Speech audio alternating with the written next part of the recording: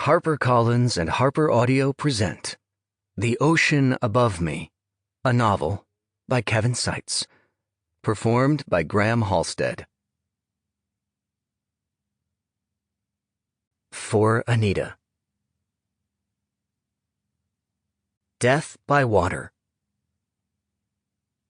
Phlebas the Phoenician, a fortnight dead, forgot the cry of gulls and the deep sea swell and the profit and loss. A current undersea picked his bones in whispers. As he rose and fell, he passed the stages of his age and youth, entering the whirlpool. Gentile or Jew, O you who turn the wheel and look to windward, consider Phlebas, who was once handsome and tall as you. T.S. Eliot, The Wasteland. Part 1. Night. We live as we dream. Alone.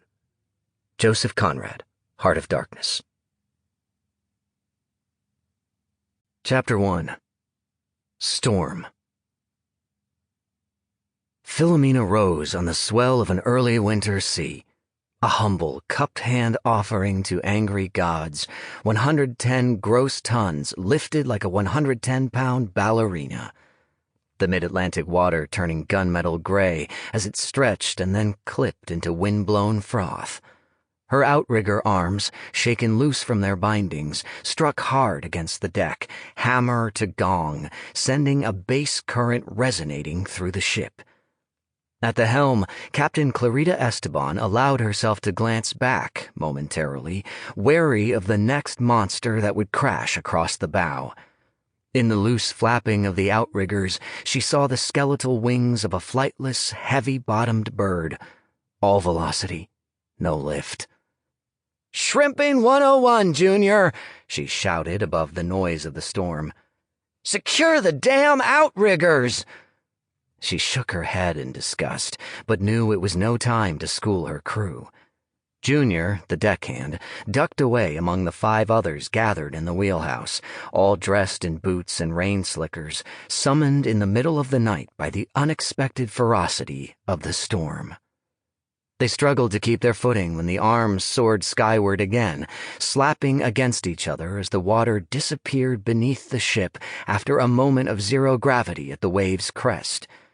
Philomena's bulk, unstoppable on the downward stroke, displaced its weight and more on splashdown, sucking in torrents over the gunwales before washing back out again on the next lift.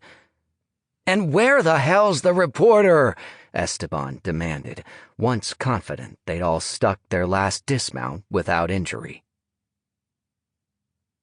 Lucas Landon had slept through stormy prelude, woken only now by his nausea. The hot lavender tea the cook had given him, mixed with a teaspoon of a peculiar white powder, had indeed helped him sleep. Too well, it seemed. He climbed down from his top bunk, sloth-like, timing his movements with the ship's rise and fall. Pushing himself against the back wall, in a lean-to squat, he threaded one leg through his jeans, then the other. He was wearing a mil-spec t-shirt the color of cocoa powder, bought from the mall-size Post Exchange in Bagram, his thick green wool sweater pulled over it. The sweater was an ugly, pragmatic thing of ropey Celtic weave, a gift from Vanessa, handed to him blank-faced on their last Christmas together.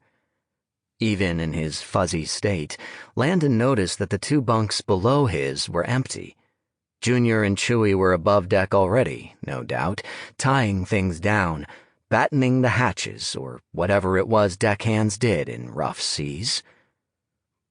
Landon looked at his feet and made a tactical decision to peel off the dirty socks he'd worn to bed. Bare feet, he figured, were better for gripping Philomena's lower deck as she pitched and rolled. Plus, if he had to swim tonight, he'd rather his feet be unencumbered by socks or shoes. He shuddered at the thought, considered another almost as scary, the possibility of his MacBook Air falling to the floor and getting smashed to pieces. He reached to the top of his bunk, found it inside. Sample complete. Ready to continue?